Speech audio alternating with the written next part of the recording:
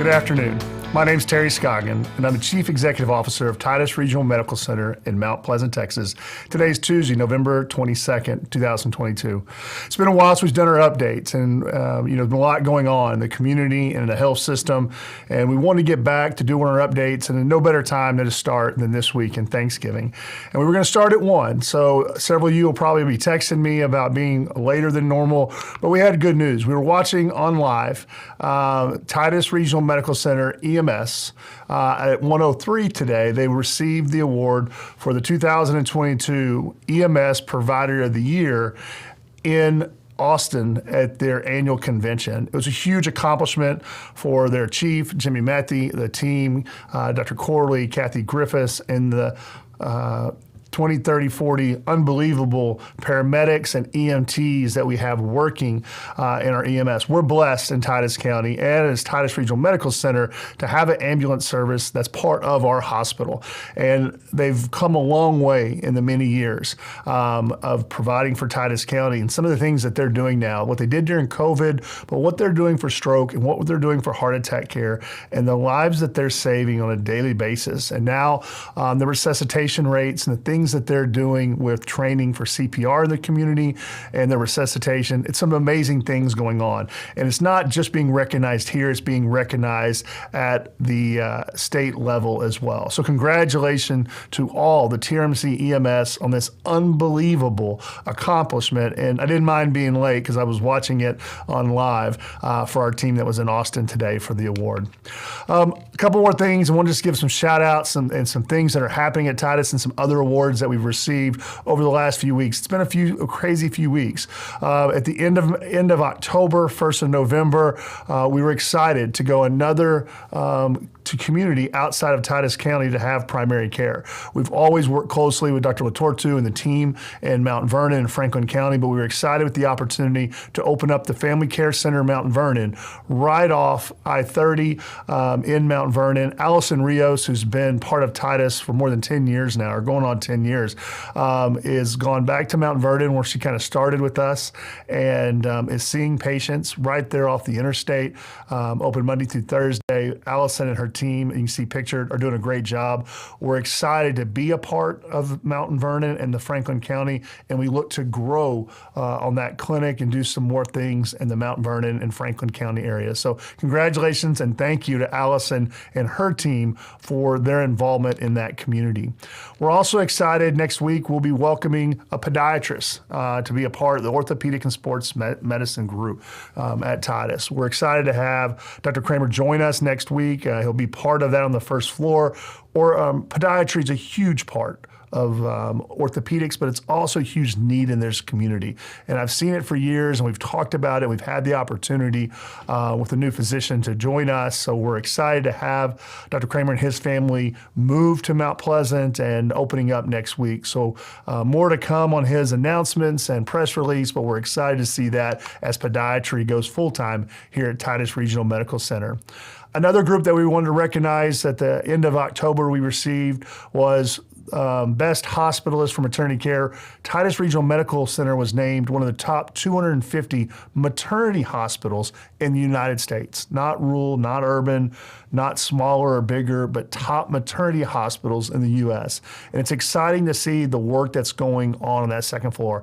Dr. Mason, Dr. Slovette Tucker, Dr. Carter Moore, Dr. McKellar, all of our pediatricians, Dr. Rice, Dr. Stagg, Dr. Henry, all the work that's been going on that second floor combined with the work that's being done clinically by our nurses related to all the quality improvements, the QAPI, just looking at patient safety. They're leading the state of Texas. I had the opportunity to go to the Texas Medical Association a few weeks ago to talk about the work and some of the challenges related to C-section rates across the state of Texas.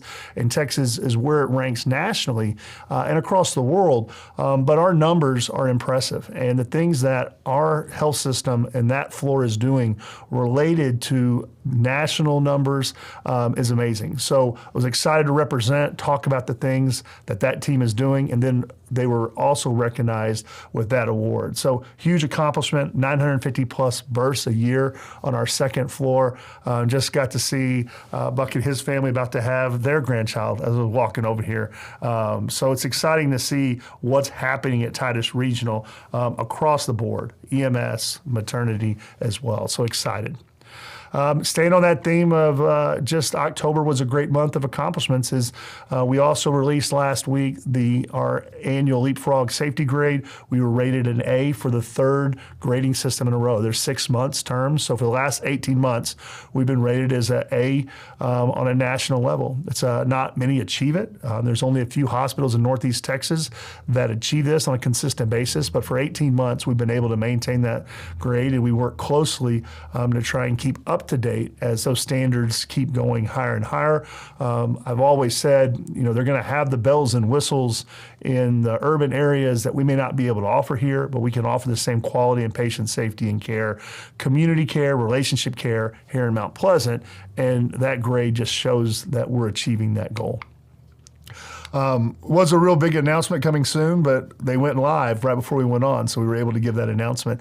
Lunch and Learn's coming back. We've had a couple good months. We'll make sure everybody knows that there was discussion about Lunch and Learn January through May of next year going to an alternate site. That construction was pushed back, so we will have Lunch and Learn in December, Wednesday, December 14th. So if you don't get it in the mail, please join us. It's a nice lunch. It's going to be our Christmas season. I'm going to take the program this time, but we're going to have some fun. Do some songs, do some games, talk a little bit about the awards that you saw here, but just have a little fun. It's fellowship time, and it's that time of year that we just want to have a little, enjoy each other, celebrate, and just look forward to those things that are coming in the Christmas holidays. So please join us in 2 weeks at Lunch and Learn. Also excited, December 8th, that whole week we'll have our All is Bright campaign. So it'll start on Monday and we'll go through Thursday, December 8th at 5:30. We'll have a little ceremony, recognize team members that we've lost throughout the year, volunteers, team members, physicians, but then also just celebrate the Christmas trees and what's beautiful about this Christmas season. The money will go to the foundation, and we're excited about that. But please check us on Facebook, check us online, stop by and see the trees, but you'll have an opportunity to bid and to take advantage of some of the work that's being done. Our teams and some of our partners across the area will bring some Christmas trees, wreaths. If you never come, it's a beautiful way to see it. When I walked over here a minute ago, the lobby was already, the Christmas tree was going up. The marketing team and the facilities team and the volunteer team, we're all working together to make our lobby just that Christmas spirit, and we'll shine through with All is Bright coming in a few weeks as well. Also like to announce April 29th of next year, the gala's back. We took a hiatus from the gala during COVID. It was just a lot going on, and I didn't feel comfortable asking the community for money and having a fundraiser when we were all going through COVID together. So we took off 3 years, but we're excited to bring it back. We've asked Talisha Coleman.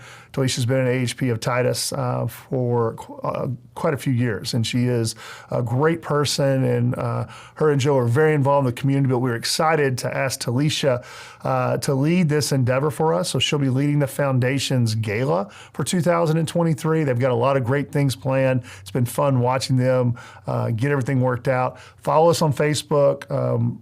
Get your tickets, be able to sign up. Sponsorships will be available. The money that's going to be used this year is for an infant abduction system with 950 births a year, and what you're seeing that happened in Methodist a few months ago, and what's happening across the country, we're going to have to continue and improve our security. We're making some changes and adding some people on that floor to help with ins and outs to make sure we have got the right people coming in and out of that area. But we're also going to add a system to make sure our infants are safe, our pediatric patients are safe.